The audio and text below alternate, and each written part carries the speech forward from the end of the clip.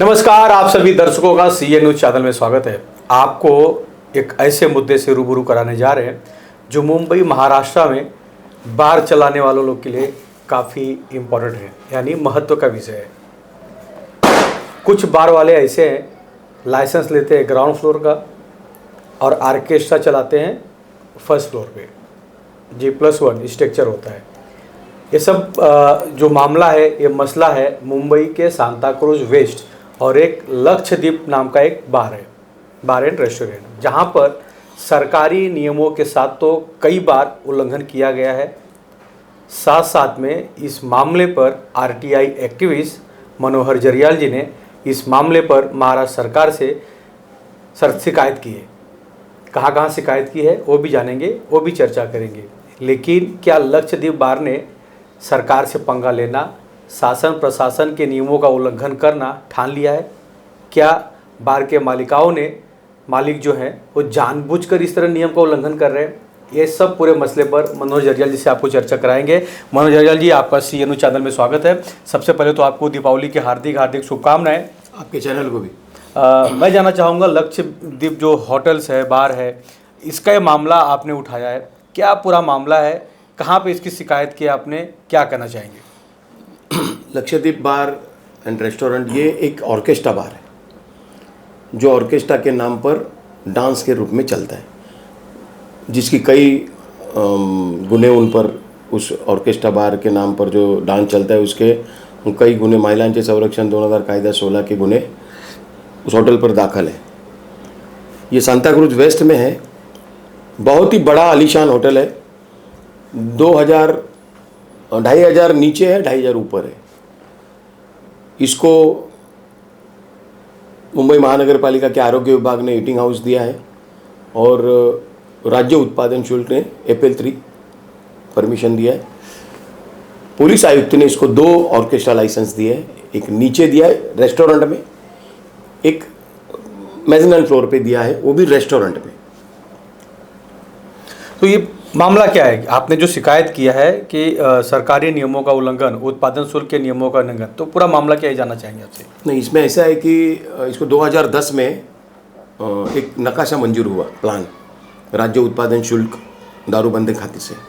अब ये नियम ऐसा है कि जब FL3 परमिशन दी जाती है तो वो ईटिंग हाउस के हिसाब से दी जाती है। ईटिंग हाउस में कितना एरिया है, ईटिंग हाउस में ग्राउंड फ्लोर है कि नहीं, मेजनन फ्लोर है कि नहीं, ये सब देखकर FL3 परवाना माननीय जिला अधिकारी मंजूर करते हैं।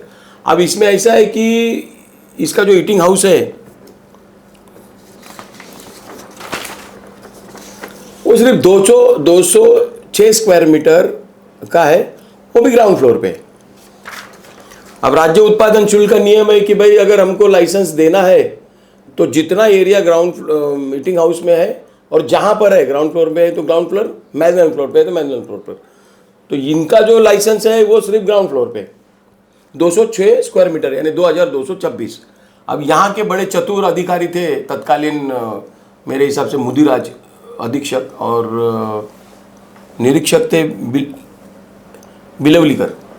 इन्होंने बड़े चातुर्य से अपना दिमाग का इस्तेमाल करते हुए 1115 स्क्वायर मीटर ग्राउंड फ्लोर पे दिया और 1115 square foot 1110 square feet ground floor पे दिया और 1115 स्क्वायर फीट मेजनल फ्लोर पे दिया।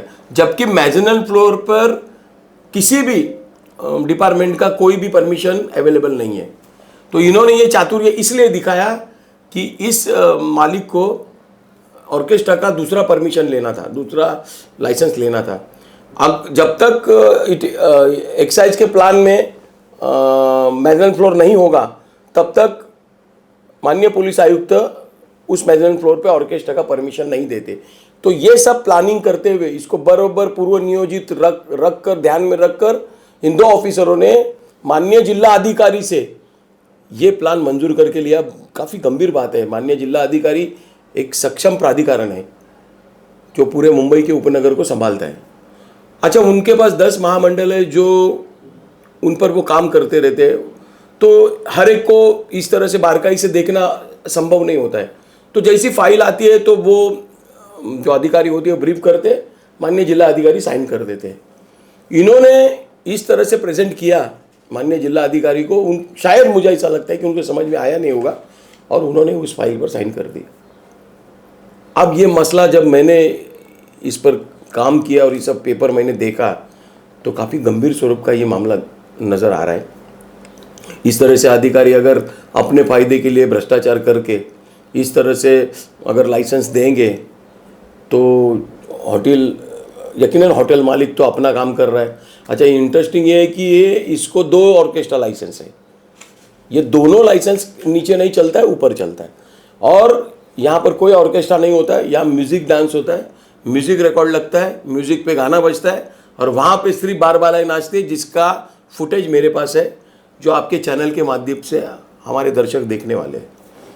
तो इस तरह से ये पूरा मामला है। महानगर पालिका का सालाना 70 से 80 हज़ार रुपया से लाख रुपया तक इसका फीस आता है।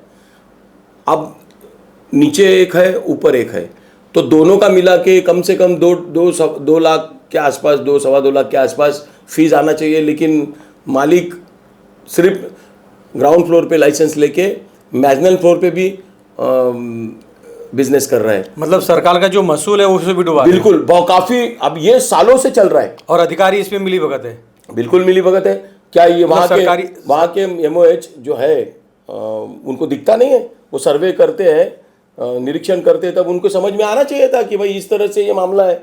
मतलब अभी तक आपने कहा कि 1.5 लाख के लगभग नीचे का है और सेम लाइसेंस अगर ऊपर के ले लेंगे तो और उसका डबल हो जाएगा। बिल्कुल होगा। 3 लाख के तो ये कम से कम 15 से 20 साल से ये इतना बड़ा महसूल ये डुबाया जा रहा है। मेरी मांग है प्रशासन से कि ये पूरा जो महसूल है वो वसूल किया जाए। तो ऐसा लगता है आपको कि जो महसूल सरकार का डूब रहा है वो अधिकारी खा जा रहे हैं, इसीलिए परमिशन दे रहे हैं या चलने दे रहे हैं? अधिकारी को पैसा नहीं मिलता है, लेकिन पैसा तो मिल चुका है ना भ्रष्टाचार का। अभी ये MOH को, H वेस्ट के जो MOH है उन और जो निरीक्षक है उनको ये बंद करना चाहिए, लाइसेंस कैंसिल करना चाहिए था अभी तक। तो आपने इस मामले में उत्पादन शुल्क को, मुंबई पुलिस जी, को, महानगर पालिका को तीनों दिया। मैंने माननीय जिला अधिकारी, उपनगर, माननीय आयुक्त महाराष्ट्र राज्य दारूबंदी खाता, माननीय पुलिस आयुक्त और कई ऐसे प्रशासन है, उपायुक्त है परिमंडल के, जो महानगर पालिका आयुक्त है, इनको मैंने कंप्लेंट दिया और मैं पूरी तरह से मांग करता हूँ इस चैनल के माध्यम से कि इस होटल पर कड़क से कड़क कार्रवाई हो। अच्छा, आपने जैसे कहा कि वीडियो है बार बालाओं को नाचते हुए, तो क्या उनके पास परमिशन है बाल बालाओं नचाने का? नहीं, देखो, और 3 प्रकार के हम मनोरंजन के लाइसेंस होते हैं।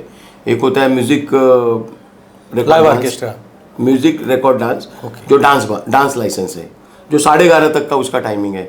एक होता है ऑर्केस्ट्रा लाइसेंस, जिसका टाइमिंग 1:30 बजे तक है। और एक डीजे म्यूजिक होता है, डीजे म्यूजिक का लाइसेंस मिलता है, उसका भी परमिशन 1:30 बजे तक है। अभी क्या होता है, ऑर्केस्ट्रा का तो लाइसेंस ले लेते हैं, लेकिन ऑर्केस्ट्रा कोई चलता नहीं वहाँ पर। ठीक है, ऑर्केस्ट्रा का तो नियम ऐसा है कि तुम जो महिला सिंगर होती है, गायिका, वो तो स्टेज से नीचे भी नहीं उतर सकती है। और यहाँ पर जो बार बालाएं होती है वो कुर्सी पे एक ही जगह में बैठा रहता है। लेकिन यहाँ पर तो जो क्लिप दिख रही है उसमें क्लियर कट दिख रहा है महिलाएं बार बालाएं नाच रही है और उस पर पैसा उड़ रहा है। तो इस पूरे मामले में जो आपने शिकायत किया है, तो वहाँ से आपको सुझाव क्या है? अधिकारियों की तरफ से क्या आपको आश्वासन? नहीं, अभी तो मैंने 2 दिन हुआ शिकायत डाली है, देखते हैं आगे क्या प्रोसेस होता है। तो ये लक्षद्वीप बार क्या इसके ऊपर पहले भी कई गुना दाखिल है या इस तरह के पुलिस प्रशासन ने FIR लिया है, एसएस ब्रांच ने लिया है? महिलाओं के संरक्षण कायदा 2016 का जो कायदा है डांस बार के विरोध का, उसका शायद मैंने पढ़ा था कि न्यूज़ चैनल में या पेपर में कि FIR है। तो आप लक्षद्वीप के अंदर का वीडियो आप देख सकते हैं हमारे डबल फ्रेम में, जैसे मनोज जरियाल जी ने बताया और उन्होंने दिया एक क्लिप कि वहाँ पर बार बालाएं को नचाया जा रहा है, लाइसेंस 1 और काम 2। तो सोचिए कि सरकार का कितना महसूल, यानी सरकार का कितना पैसा जो टैक्स भरते हैं, जो लाइसेंस का फीस भरते हैं, वो सब डुबाया जा रहा है। क्या अधिकारी सोए हैं? महानगर पालिका के हेल्थ डिपार्टमेंट के अधिकारी सोए हैं, उत्पादन शुल्क के अधिकारी सोए हैं, मुंबई पुलिस के अधिकारी क्या सोए हैं? क्या ये सब पूरे मसले पर कंप्लेन करने के बाद अब क्या एक्शन होता है वो हम आपको अपने अगली क्लिप में ज़रूर दिखाएंगे, यानी इसके बाद वाला जो क्लिप होगा। और ये देखना है कि अब ये जो 15 साल 20 साल से इस तरह ये स्ट्रक्चर को चलाया जा रहा है, यानी डांस बार को चलाया जा रहा है, तो क्या पूरा फाइन जोड़ के इस बार मालिक से लिया जाएगा या बार मालिक के ऊपर FIR लिया जाएगा? क्योंकि इस तरह नियमों का उल्लंघन करना और बार बालाओं को नचाना ये तो बहुत बड़ा जुर्म है। अब तो SS ब्रांच ने इस पूरे चीज़ों को, SS ब्रांच तो नहीं कर सकती डांस बार के ऊपर कार्रवाई, लेकिन हाँ मुंबई पुलिस के हाथ में पूरा ये धारमदार है कि मुंबई पुलिस इनके ऊपर FIR लेते हुए गुनाह ले सकती है, यानी FIR ले सकती है। अब देखना ये है कि इनके ऊपर कब तक कार्रवाई होगा, तो हम इंतजार कीजिए। अगली वापस कुछ दिनों के बाद और एक क्लिप हम दिखाएंगे इस मामले में कि शासन प्रशासन ने क्या कार्रवाई किया। कैमरामैन प्रवीण के साथ राज पांडे, CN न्यूज़ मुंबई।